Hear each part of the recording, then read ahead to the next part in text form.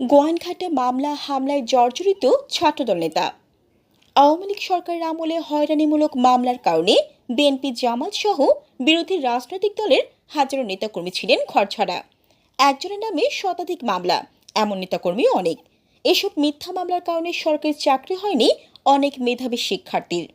গত 15 বছরে রাজনৈতিক কারণে করা এসব হয়রানিমূলক মামলা প্রত্যাহারের উদ্যোগ নিয়েছে অন্তর্বর্তী সরকার।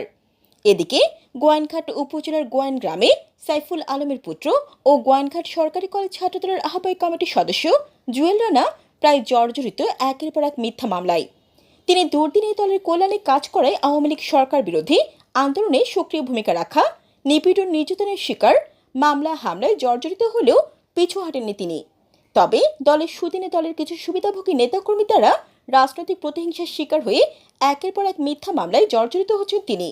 ইতোমধ্যে রাজনৈতিক প্রতিহিংসায় দলের কিছু সুবিধাভোগী নেতাকর্মীর যোগ সাজসে তাকে গোয়াইনঘাট থানার মামলা নম্বর 346/24 আসামি করা হয়েছে বলেও অভিযোগ প্রকাশ করেছেন।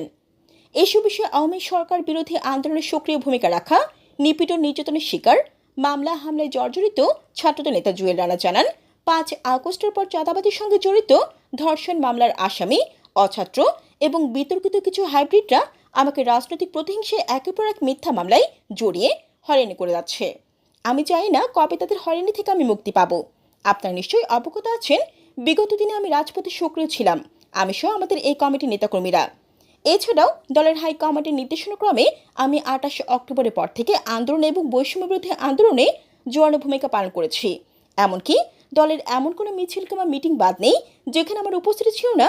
তবুও আজ আমাকে দফায় দফায় মামলা হামলায় জর্জরিত করছে একটি কুচক্রী মহল। Jannatul Afsana, news desk.